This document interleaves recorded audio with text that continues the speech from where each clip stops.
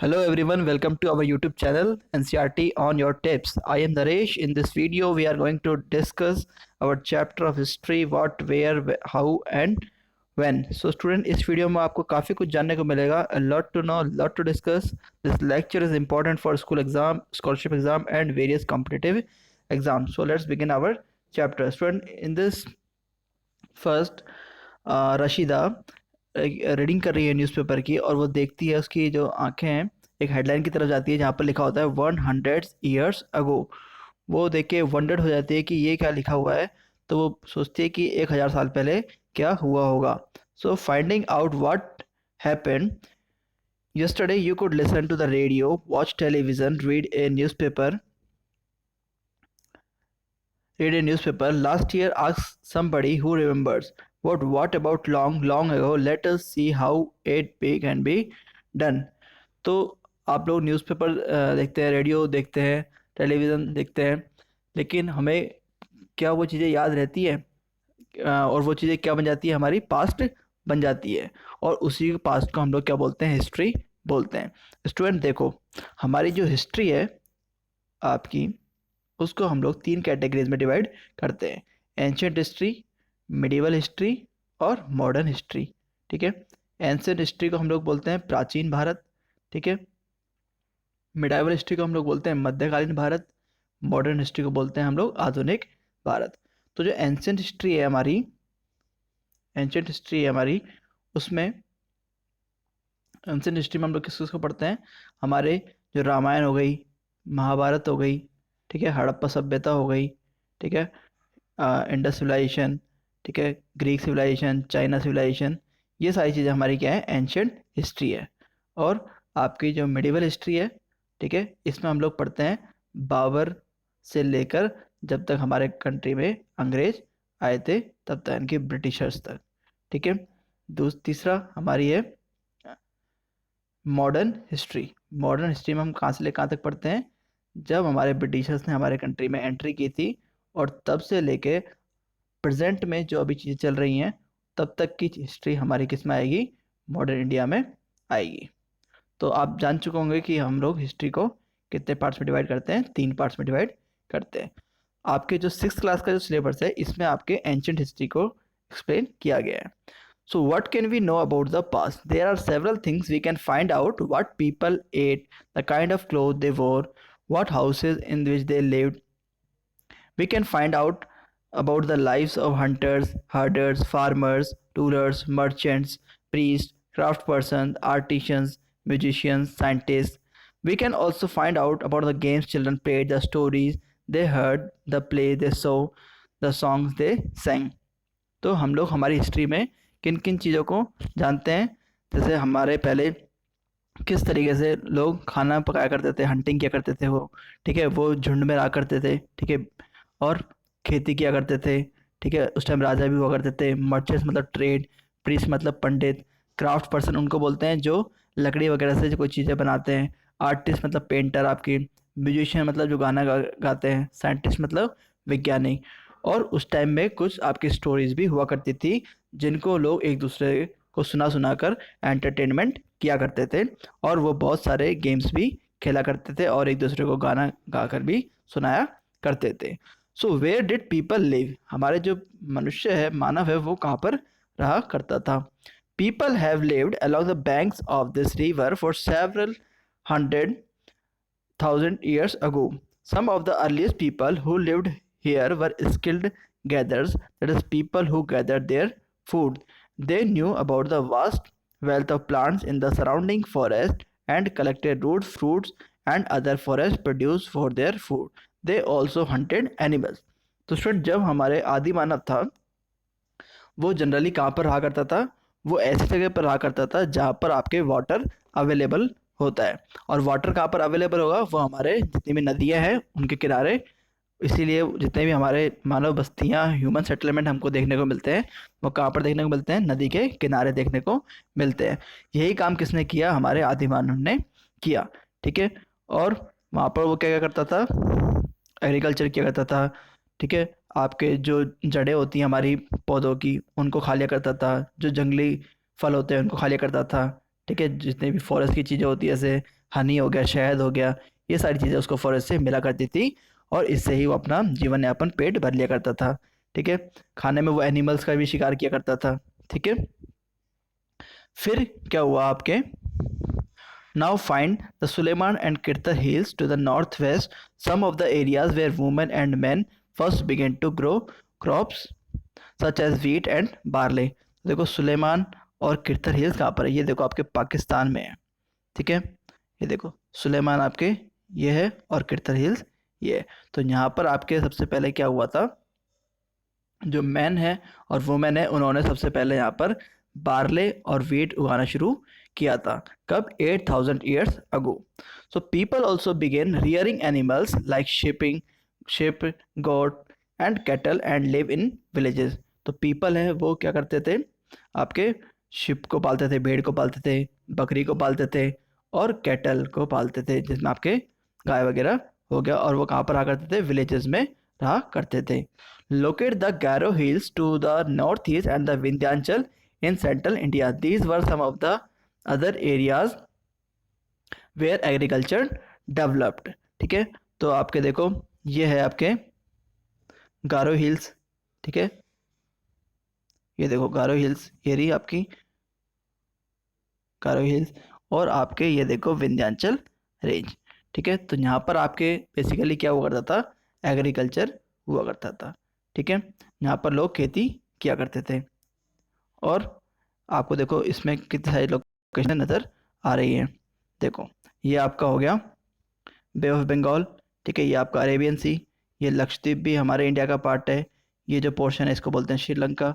ठीक है, ये है अंडमान निकोबार। ठीक है, हमारे जो नीचे जो हमारा इंडिया है उसके नीचे एक ओशन है जिसका नाम है इंडियन ओशियन। ठीक है, फिर हम लोग ऊपर जाएंगे तो हमें वेस्टर्न घाट देखने को मिलेगा। ये वेस्ट साइड में जो है ये वेस्टर्न घाट लिखा हुआ है, ये ईस्ट में ईस्टर्न घाट हो गया। फिर ये रिवर्स है हमारी कावेरी रिवर। ठीक है, और तुंगभद्रा रिवर। ठीक है, Krishna river, Godavari river, Satpura range, Tapti river, Narmada river, Chambal river हमारे राजस्थान में होके बहती है। ठीक है, ऐसे आपके ब्रह्मपुत्र रिवर हो गया, ये आपके गंगा रिवर हो गया। ठीक है, इनको हम लोग आगे ज्योग्राफी में डिटेल में डिस्कस करेंगे। So, the places where rice was first grown are to the north of the Vindhyas। तो आपके जो सबसे पहले जो राइस का हमको देखने को मिलता है कि राइस की खेती कहाँ पर हुआ करती थी, चावल की खेती आपके विंध्याचल रेंज में हुआ करती थी। जैसे ये आपका नॉर्दर्न इंडिया है तो यहाँ पर आपके विंध्याचल रेंज है। ठीक है, इसके नीचे आपके सतपुरा रेंज है।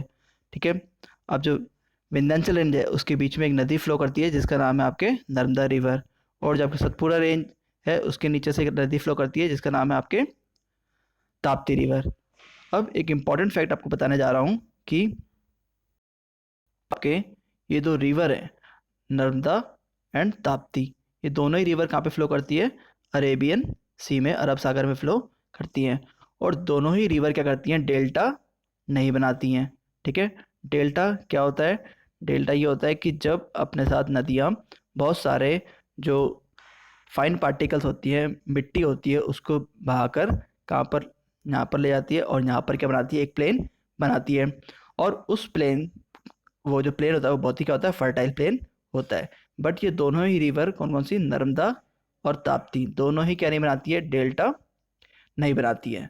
ठीक है, ये डेल्टा क्यों नहीं बनाती है, क्योंकि जो आपके जो ये वाला घाट है इसका नाम है वेस्टर्न घाट, ये बहुत ही, इसका जो स्लोप है ये बहुत ही क्या है, स्टीप है, बहुत ही खड़ा हुआ है, जिसकी वजह से डेल्टा फॉर्मेशन यहाँ पर नहीं होता।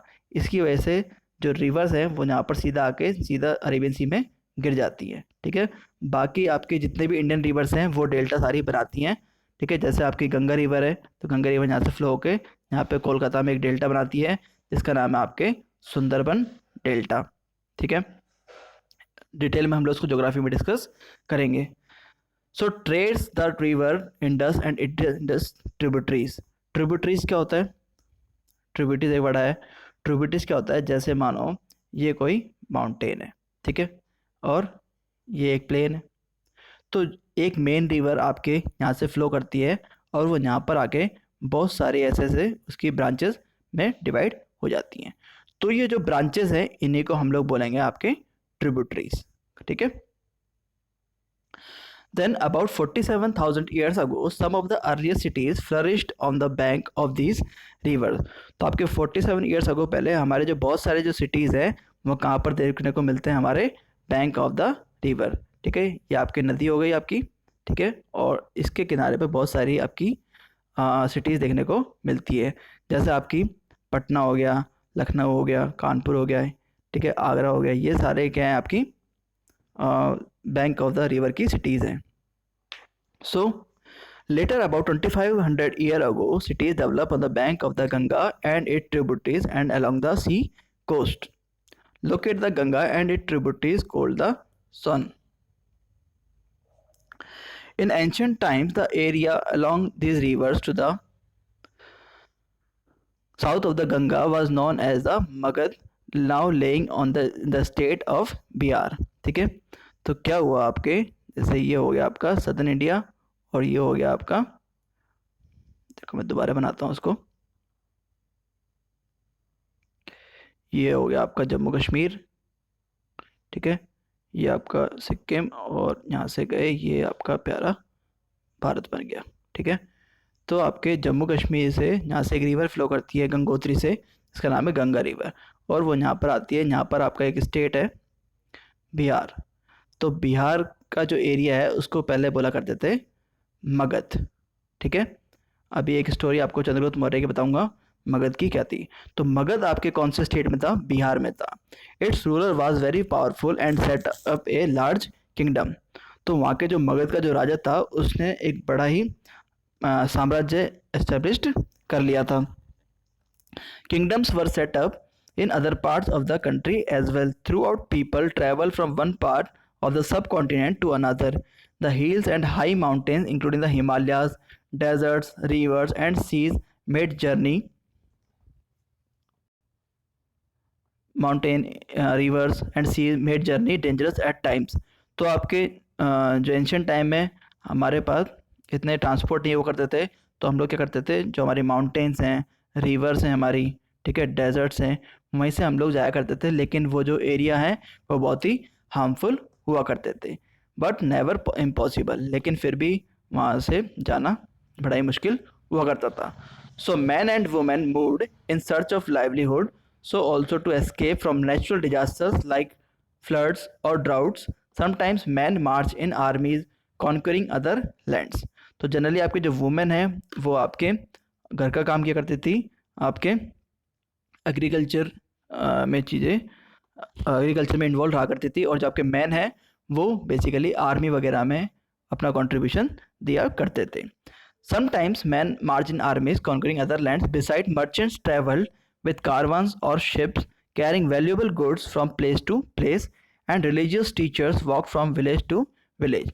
और जो आपके धार्मिक गुरु हैं वो गांव से एक गांव से दूसरे गांव पे जाया करते थे और उनको शिक्षा दिया करते थे।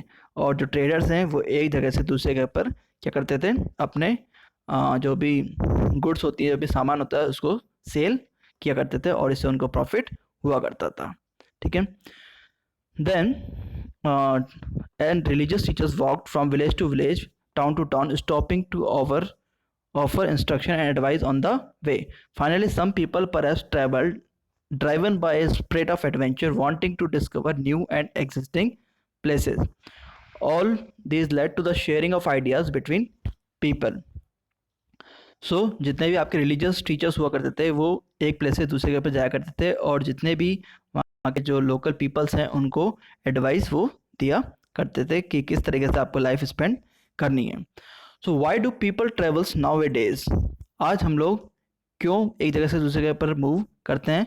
Look at map 1 more. Hills, mountains and seas form the natural frontiers of the सब कॉन्टिनेंट।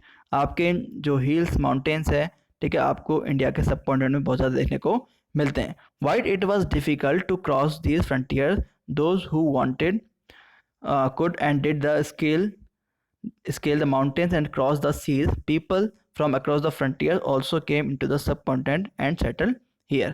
तो हमारी जो इंडिया है, ये हमारा इंडिया है, ठीक है, ये हमारा जम्मू कश्मीर और ये। तो स्टूडेंट यहाँ ये हमारा पाकिस्तान है, यहाँ पे हमारा चाइना है, ठीक है, यहाँ पे हमारी बे ऑफ बंगाल है, यहाँ पे अरेबियन सी है। तो आपके बहुत सारे जो ट्रैवलर्स थे वो कहाँ से आए थे, चाइना से इंडिया में आए थे। बहुत सारे ट्रैवलर्स कहाँ से आए थे, पाकिस्तान से इंडिया में आए थे। और बहुत सारे हमारे साउथ ईस्ट एशियन कंट्रीज से हमारे कंट्री में आया करते थे, ठीक है। ये सारे ट्रैवलर्स क्यों आया करते थे, ठीक है, कुछ को आपके यहाँ पर आपके पढ़ने के लिए आया करते थे फॉर स्टडीज़, ठीक है, कुछ यहाँ पर घूमने के लिए आया करते थे, ट्रैवलिंग करने के लिए आया करते थे, ठीक है। तो इसमें देखो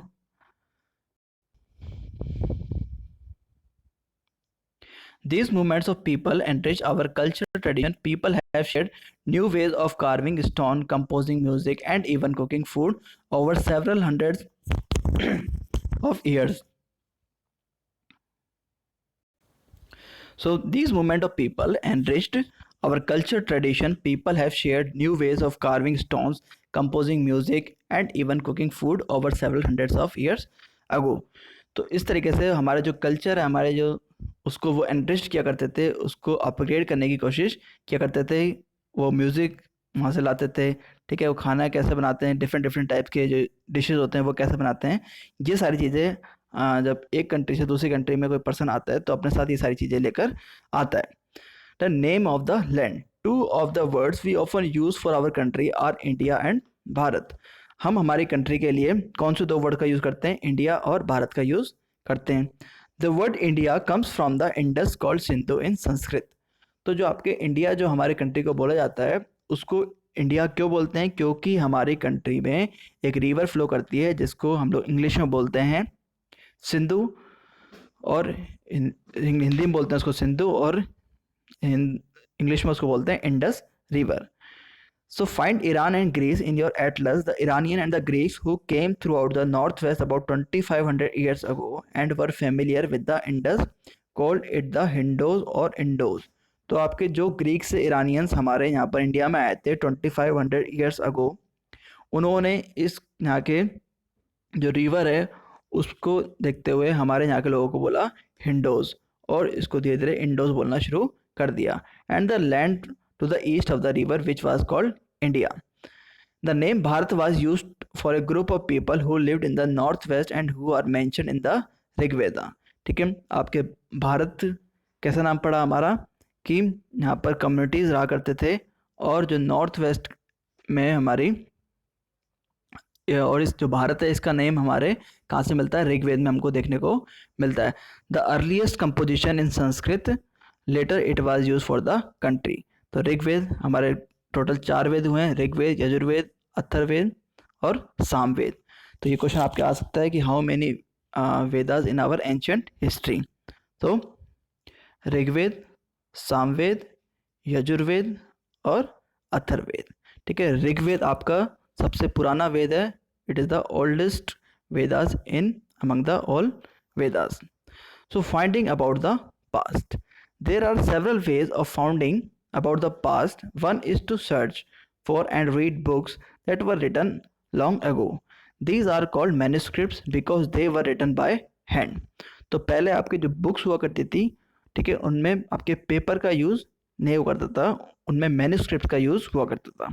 अब मैन्युस्क्रिप्ट्स क्या होती हैं, मैन्युस्क्रिप्ट्स हम लोग बोलते हैं जो एक पाम लीफ होती है उस पर हम लोग क्या करते थे, शब्दों को, अपने जो अक्षर होते हैं उनको उकेरा करते थे, और इस तरीके से हम लोग अपनी रिटर्न चीज़ें संभाल कर रखा करते थे। Because they were written by hand, this comes from the Latin word manu meaning hand. These were usually written on palm leaves, और जनरली इनको कहाँ पर लिखा जाता था, पाम लीव्स पर लिखा जाता था, ठीक है, या फिर जो आपके जो ट्रीज होती हैं उसकी छाल होती है, बार्क ऑफ ए ट्री, उस पर लिखा जाता था। So on the specially prepared bark of a tree known as a birch which grows in the Himalaya. तो जो छाल है इस पेड़ पर लिखी जाती थी वो पेड़ हमको कहाँ पे मिलते हैं, हिमालय में देखने को मिलते हैं। Over the years many manuscripts were eaten away by insects, some were destroyed but many have survived, often preserved in temples and monasteries. ठीक है, तो जो बहुत सारी जो मैन्युस्क्रिप्ट्स थी वो किससे बनी हुई थी, हमारी पत्तों से बनी हुई थी, हमारी जो पेड़ की छाल होती है, बार्क होती है, उस पर बनी हुई थी, इसकी वजह से क्या हुआ, वो डिस्ट्रॉय हो गई। डिस्ट्रॉय किसने करी, हमारे इंसेक्ट्स ने करी, कीड़े मकोड़े उनको क्या कर गए, खा गए, जिससे बहुत सारी मैन्युस्क्रिप्ट हमारी क्या हो गई, डिस्ट्रॉय हो गई। लेकिन बहुत सारी हमारे जो मैन्युस्क्रिप्ट्स थी, हमारे मैन्युस्क्रिप्ट्स को बोलते हैं पांडुलिपियाँ हिंदी में। तो बहुत सारी मैन्युस्क्रिप्ट पांडुलिपियों को हम लोगों ने कहाँ पे प्रिजर्व करके रखा, हमारे टेम्पल्स में और मोनेस्ट्रीज में उनको प्रिजर्व करके रखा गया। तो देखो ये आपके मोनेस्ट्री है जिसको आपके पेड़ की छाल पर लिखा गया है। इसमें बड़ी ही डिफरेंट राइटिंग आपको नज़र आ रही है, आपको समझ इसमें कुछ भी नहीं आएगा। Next, these books dealt with all kinds of subjects, religious beliefs and practices, the lives of kings, medicines and science. अब जो ये पांडुलिपियाँ हुआ करती थी, मैन्युस्क्रिप्ट्स हुआ करती थी, इनको इनके जो सब्जेक्ट हुआ करता था वो किसके बारे में हुआ करती थी, इन पर बहुत सारे आपके धर्म से रिलेटेड आपकी चीज़ें लिखी जाती थी, रिलीजियस बिलीफ्स लिखा जाते थे। ठीक है, किंग्स के बारे में लिखा जाता था कि कौन सा किंग ने कितने अटैक किए, कितने जीते उसने। हमारी मेडिसिन्स के बारे में इसमें चीज़ें लिखी जाती थी कि ये मेडिसिन आपके इस काम आ सकती है। हमारी साइंस की जितनी भी चीज़ें हैं, तो बहुत सारी चीज़ें हमारी मैन्युस्क्रिप्ट्स पर लिखी जाती थी और उनको संभाल कर रखा जाता था। Besides there were epics, poem, plays, और इसके अलावा बहुत सारे जो एपिक्स हैं, पोएम्स, उन प्ले, ड्रामा, यानी कि उनको भी लिखा जाता था। Many of these were written in Sanskrit, और बहुत सारे आपके जो एपिक्स, पोएम्स और प्लेज हैं वो कौन सी लैंग्वेज में लिखे गए हैं, संस्कृत लैंग्वेज में लिखे गए हैं। और कुछ आपके प्राकृत लैंग्वेज में लिखे गए हैं। जो प्राकृत लैंग्वेज थी ये आपके जो ऑर्डिनरी पीपल, वहाँ के जो लोकल पीपल हुआ करते थे, वो बड़े ही ईजिली इस लैंग्वेज को यूज़ किया करते थे। We can also study inscriptions. These were writing on relatively hard surface such as stone or metal. अब देखो पहला हम लोगों ने चीज़ पढ़ी मैन्युस्क्रिप्ट। तो मैन्युस्क्रिप्ट बेसिकली किस पर लिखी जाती थी, आपके बार्क पर, यानी कि जो पेड़ की छाल है उस पर, या फिर आपके लीव्स पर। दूसरी चीज़ हम लोग पढ़ रहे हैं इंस्क्रिप्शन। ठीक है, इंस्क्रिप्शन क्या होता है, इंस्क्रिप्शन का मतलब कि एक ऐसी चीज़ जो किसी हार्ड सरफेस पर हम लोगों ने लिखी हो। जैसे मान लो आप लोगों ने देखा होगा कि हमारे पत्थरों पर बहुत सारी चीज़ें लिखी जाती थी। So when we writing on the something on the stone, that it is called a inscription, stone और a metal.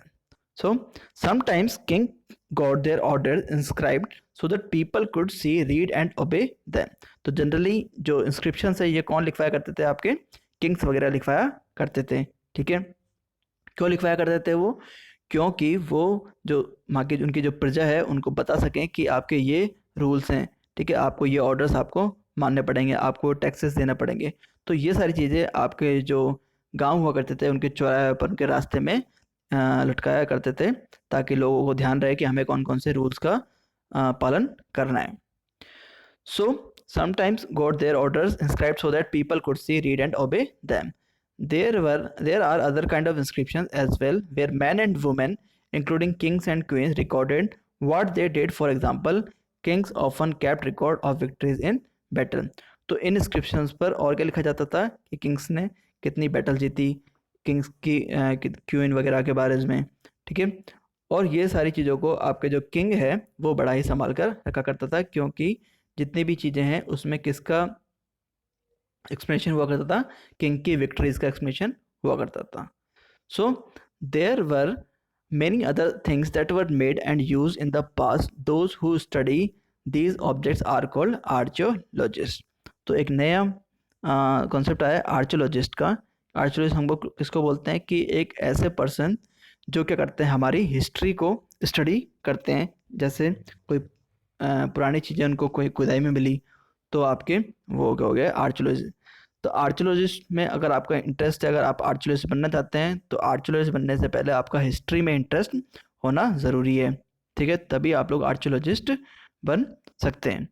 So they study the remain of building made up of rocks, made of stone and bricks, painting and sculpture. तो ये किसके बारे में study करते हैं, जो हमारी बिल्डिंग पहले बनी हुई थी पुराने टाइम में, वो कौन सी पत्थर से बनी हुई थी, कौन सी ईंटों से बनी हुई थी, कौन कौन सी पेंटिंग उस पर मिलती है, इन सब चीज़ों को वो स्टडी करते हैं। Though they also explore and excavate to find tools, weapons, pots, pans, ornaments and coins. और वो क्या करते हैं, जो हमारी सरफेस ऑफ द अर्थ है, इनकी अर्थ की जो सतह है उसको खोदते हैं, खुदाई करते हैं, और वहाँ से जो उनको वेपन्स मिलते हैं, हथियार मिलते हैं, बर्तन मिलते हैं, कुछ गहने मिलते हैं, सिक्के मिलते हैं, उनको सबको क्या करते हैं, वो प्रिजर्व करके रखते हैं और उनको स्टडी करते हैं। अब क्वेश्चन ये आता है कि इनको स्टडी करने से क्या फ़ायदा। हम स्टूडेंट इस इन सब चीज़ों को स्टडी करने से हमें पता चलता है कि हमारे जो एंसेस्टर्स थे, हमारे जो पूर्वज थे, आदि मानव थे, वो कौन कौन सी चीज़ों का अपनी डेली लाइफ में यूज़ किया करते थे, कितना वो इंटेलिजेंट थे, उनका इंटेलेक्चुअल कितना था, कितने वो होशियार थे। ये सारी चीज़ें हमको इसमें पता चलती है। So some of these objects में be of stone, other of bone, baked clay और मेटल। तो बहुत सारी चीज़ें हमको किसकी की बनी हुई मिलती हैं, क्ले की यानी कि मिट्टी की, बहुत सारी चीज़ें मेटल्स की मिली होती हैं, और बहुत सारी हमारी जो हड्डियाँ होती हैं उनसे चीज़ें बनाई जाती थी। Objects that are made of hard imperishable substance usually survive for a long time. ठीक है। Then archaeologist also look for bones of animals, bird and fishes to find what people ate in the past। तो इन bones को देखते हुए हमें ये भी पता चल जाता है कि वो कौन कौन सी चीज़ों को कंज्यूम क्या करते थे, कौन कौन सी चीज़ों को वो खाया करते थे। और ये सारा काम कौन करता है, आपके आर्कियोलॉजिस्ट करता है। ठीक है। आपको देखो एक चीज़ छूट गई पीछे, इसको दोबारा रिवाइज करते हैं। ये देखो, ये जो आपकी मैन्युस्क्रिप्ट आपको इसमें नज़र आ रही है, ये वाली, ठीक है, ये क्या है, an old inscription, this inscription about 2250 years ago and was found in Kandahar, present day Afghanistan. तो जो ये मैन्युस्क्रिप्ट हमको देखने को मिल रही है, ये कहाँ पर है, आपके अफगानिस्तान में है। It was inscribed on the order of A ruler named Ashoka. और ये किसकी है, आपके अशोका की इंस्क्राइब है, अशोका के द्वारा ये बनाई गई है। You will read about him in the chapter 8 when we write anything we use a script. Script consist of letter और साइंस। तो जो स्क्रिप्ट होती है उसमें हम लोग अल्फ़ाबेट्स का यूज़ करते हैं। ठीक है, ऐसी स्क्रिप्ट होती है हमारी, उसमें हम लोग अल्फ़ाबेटिकली यूज़ करते हैं, लेकिन उसमें ABCD यूज़ नहीं करते। उसमें जो पुराने टाइम में जो साइंस हुआ करते थे, सिंबल हुआ करते थे, उनका यूज़ किया जाता था। So when we read what is written or speak, we use a language. This inscription was inscribed in two different scripts and languages, Greek and Aramaic, which were used in these area। तो आपके जो अशोका का जो ये हमें चीज़ें मिली हैं, वहाँ पर बेसिकली दो लैंग्वेज को यूज़ किया करते थे। कौन कौन सी, एक तो अरमाइक और दूसरी आपके ग्रीक लैंग्वेज। ठीक है। सो if seeds of grain of pieces of wood have been burned, they survive in a charred form। Do you think cloth is found frequently by archaeologists? ठीक है, तो जो आर्कियोलॉजिस्ट हैं, देखो इसमें आपके पोर्ट नज़र आ रहा है, ये सारी चीज़ें आपके किसने ढूंढी हैं, आर्कियोलॉजिस्ट ने ढूंढी है। ठीक है, a pot from old city, pot like these were used about 4700 years ago. ठीक है, ये आपके सिल्वर कॉइन्स हैं। ठीक है, देखो आज के कॉइन से कितने डिफरेंट है, आज के कॉइन्स तो एकदम सर्किल में होते हैं, ये कैसे आपकी रेक्टेंगल फॉर्म में है। तो historians, that is scholars who study the past, often use the word source to refer to the information found from manuscript, inscription and archaeology। One source or found learning about the past become an adventure as we reconstruct it bit by bit। So historians and archaeologists are like detectives who use all these sources like clues to find about our past। तो archaeologist क्या है, एक तरह से detective हैं, एक तरह से जासूस हैं।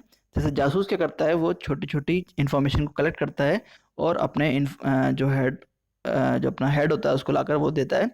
तो इसी तरीके से हमारे जो हिस्टोरियंस हैं, जो आर्कियोलॉजिस्ट हैं, ये भी क्या करते हैं, हमारी जो पास्ट है, हमारे जो पास यानी कि जो बीत गया समय, वहाँ से जो चीज़ें मिलती हैं उनको एज ए क्लू यूज़ करते हैं, और वो देखते हैं कि कैसे पुराने टाइम में हमारे लोग रहा करते थे, कैसे वो अपने लाइफ को स्पेंड किया करते थे, कौन कौन सी चीज़ें हैं जिनको वो अपनी डेली लाइफ में यूज़ किया करते थे। जैसे अभी अभी हम लोगों ने देखा कि जो ये आपके पोर्ट है, ये कब का है, आपके 4700 ईयर्स अगो का है, और ये क्या है, हमारी कॉइन्स हैं। सो वन पास्ट और many. Did you notice the title of this book, our past. आपको पता है इस बुक का नाम क्या है, our past. We have used the word past in plural to draw attention in the fact that was past was different for different groups of people। For example, the lives of herders or farmers were different from those of kings and queens, the lives of merchants were different from those of crowd person and so on। Also, as in true and even today, people follow different practices and customs in different parts of the country. तो हम लोग देखते हैं कि किस तरीके से आपके जो हमारी जो सोसाइटी है उसमें किंग्स भी होते हैं, फार्मर्स भी होते हैं, मर्चेंट्स भी होते हैं, हर्डर्स यानी कि गडरिये भी होते हैं। तो ये कैसे अपनी लाइफ को स्पेंड करते हैं। जैसे किंग्स है उसका काम क्या होता है, जो प्रजा है उसकी खुश रखना। जो फार्मर्स होता है उसका काम क्या होता है, खेती करना। मर्चेंट्स का काम होता है कि वहाँ पर अच्छे से ट्रेड करना। क्राफ्ट पर्सन का काम होता है जितनी भी सोसाइटी को चीज़ों की ज़रूरत है, जैसे मिट्टी के बर्तन बनाना हो गए, ठीक है, लकड़ी से फर्नीचर बना दिया उसने, तो ये सारे काम किसके होते हैं, क्राफ्ट पर्सन के होते हैं। So, for example, today most people living in the Andaman Island get their own food by fishing, hunting and collecting forest produce. तो आपके जो अंडमान निकोबार है, जैसे ये हमारा इंडिया हो गया स्टूडेंट, सदर्न इंडिया, और यहाँ पर आपके क्या है, अंडमान एंड निकोबार है। तो जो अंडमान एंड निकोबार है, आज भी यहाँ के लोग क्या करते हैं, फिशिंग करते हैं, इनकी मछलियाँ पकड़ते हैं और उनको खाते हैं। और जितने भी आपके जो अंडमान निकोबार में जो जंगल है, ठीक है, वहाँ से जो चीज़ें मिलती है उनको अपने वो डेली लाइफ में खाने पीने के यूज़ में लेते हैं। Bye contrast, most people living in cities depend on others for supplies of food. और जो आपके लोग सिटीज़ में रहते हैं, जैसे आप लोग सिटीज़ में रहते हैं, तो आप लोग किस पर डिपेंड हैं, सप्लाई ऑफ फूड पर डिपेंड है। यानी कि मार्केट में चीज़ें आएंगी तभी आप लोग अपने फूड को ले सकोगे। So differences such as there it is existed in the past as well. तो ये सारी चीज़ें जो डिफरेंस आपको नज़र आ रहे हैं कि कैसे हमारी लाइफ और उनकी लाइफ कितनी डिफरेंट है। हम लोग फूड सप्लाईज पर डिपेंड हैं और वो आज भी जंगलों से ही चीज़ें लेकर खाते हैं। सो beside there is another kind of difference. We know a great deal about kings and the battles they fought because they kept records of their victories. Generally, ordinary people such as hunters, fishing, folk, gatherers, farmers or herders did not keep records of what they did. तो हम लोग देखते हैं कि क्या difference देखते हैं कि जो किंग्स हैं वो अपने जितने भी उनको बैटल्स फाइट किया करते थे उन सब का वो रिकॉर्ड रखते हैं, जबकि कोई जो ऑर्डिनरी पीपल थे वहाँ के, वो ऐसा रिकॉर्ड बिल्कुल भी वहाँ पर अपने पास नहीं रखते हैं, क्योंकि उनकी जो लाइफ है बड़ी ही कॉमन थी। लेकिन जो किंग है उसने बहुत सारी बैटल्स जीती हैं, और स्टूडेंट कोई भी अगर हम लोग अच्छा काम करते हैं तो हम लोग उसको उसका रिकॉर्ड ज़रूर रखते हैं। While archaeology help us to find out about their lives, there is much that what remains unknown. What do date means? तो आपके जो डेट हैं वो हमारे लिए इम्पोर्टेंट क्यों हो जाती हैं स्टूडेंट? हिस्ट्री में आपके जो चीज़ें लिखी जाती हैं उसमें डेट का बड़ा ही ज़्यादा इम्पोर्टेंस होता है। अगर हम लोग हिस्ट्री में डेट को इम्पोर्टेंस नहीं देंगे तो हम लोग हिस्ट्री को लिखना पॉसिबल नहीं है। डेट्स होने का मतलब है कि हिस्ट्री एग्जिस्ट करती है। So if somebody ask you the date you will probably mention the day, month and year. तो अगर आपसे कोई डेट पूछता है तो आप लोग उसके साथ अपना मंथ भी बताते हो और ईयर भी बताते हो। जैसे आपका बर्थडे कब आता है तो आप उसके साथ डे भी बताओगे, कौन से मंथ में आपका बर्थ हुआ और कौन से मंथ में आपका, कौन से ईयर में आपका बर्थ हुआ। ये सारी चीज़ें आप उस अपने दूसरे पर्सन को बताओगे अगर कोई आपसे पूछता है तो।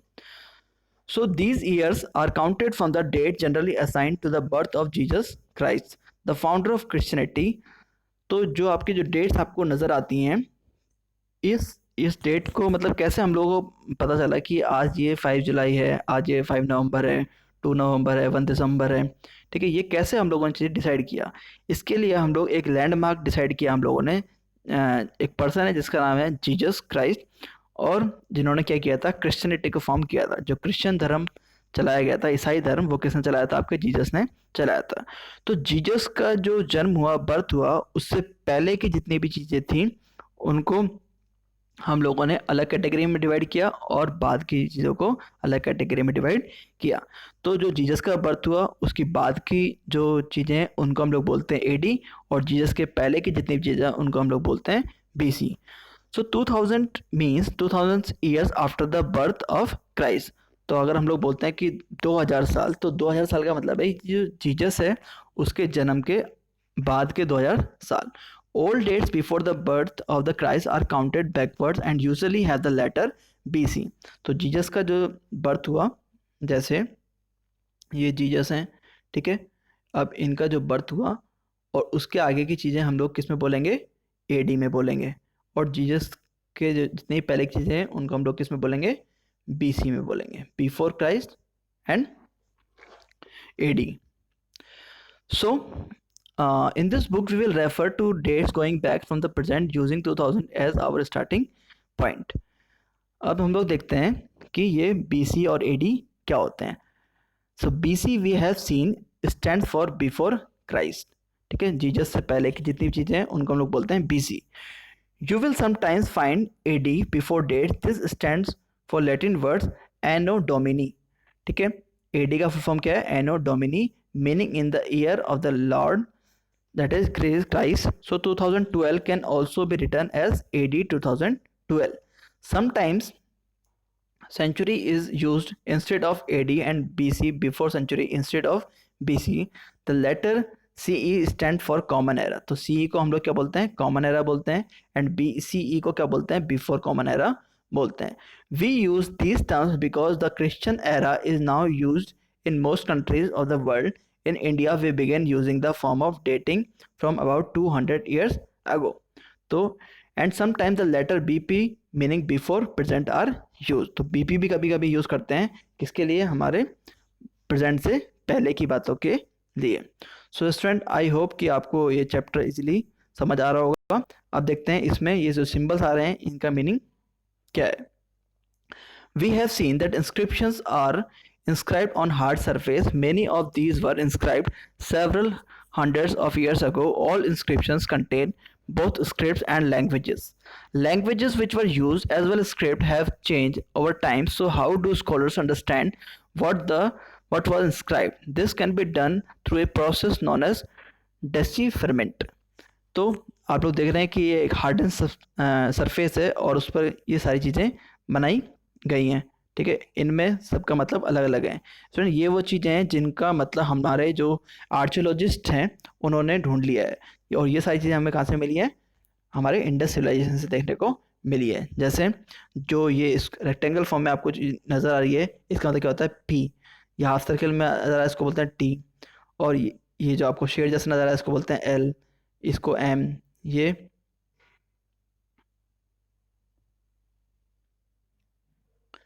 तो ये सारे जो लेटर्स हैं हमारे किसने फॉर्म किए हैं, आपके आर्कियोलॉजिस्ट ने फॉर्म किए हैं. इनको पहचानना बड़ा मुश्किल काम है. सो one of the most famous stories of decipherment comes from Egypt, a country in North Africa where there were king and queens about 5000 years ago. Rosetta is a town on the north coast of Egypt. तो Rosetta एक town है, वो कहाँ पर है, आपके Egypt में है. And here an inscribed stone was found. और यहाँ पर एक स्टोन मिला है, इंस्क्राइब्ड मिला है, जहाँ पर क्या लिखा हुआ है, which contain inscription in 3 different languages. और उस जो इंस्क्रिप्शन हमको मिला है उस पर कितनी लैंग्वेजेस हमको देखने को मिली हैं, 3 लैंग्वेजेस देखने को मिली हैं, Greeks and 2 forms of Egyptian. ठीक है, एक तो ग्रीक लैंग्वेज और 2 किसकी फॉर्म है, आपके इजिप्ट की लैंग्वेज की फॉर्म है. Scholars who could read Greek figured out that the name of king and queens were enclosed in a little frame called a cartridge. तो जो आपके क्वीन एंड क्वींस का नाम वहाँ पर लिखा हुआ करता था लिटिल फ्रेम में, उसको हम लोग बोलते हैं cartridge. They then placed the Greek and the Egyptian signs side by side and identified the sound for which the Egyptian letters stood. As you see, a lion stood for L and a bird for A. Once they knew what the letter stood for, they could read other inscriptions as well. तो जैसे अभी मैंने आपको दिखाया था पीछे, ये जितने भी सिंबल्स हैं, ठीक है, इनको हम लोगों ने आज इनको पढ़ना सीख लिया है. तो जब हम लोग ये सारी चीज़ें पढ़ना सीख लेंगे तो इससे क्या होगा, जो हमारी हिस्ट्री में जितनी भी अच्छी अच्छी बातें हैं जो इंस्क्रिप्शंस पे लिखी गई हैं, जो मैन्युस्क्रिप्ट्स में लिखी गई हैं, उनके बारे में हमको पता चलेगा और हमें बहुत सारी इन्फॉर्मेशन हमारे एंसेस्टर्स के बारे में देखने को मिलेगी. So student, this is our complete lecture. I hope you all are getting my lecture as they are. Thank you and have a nice day.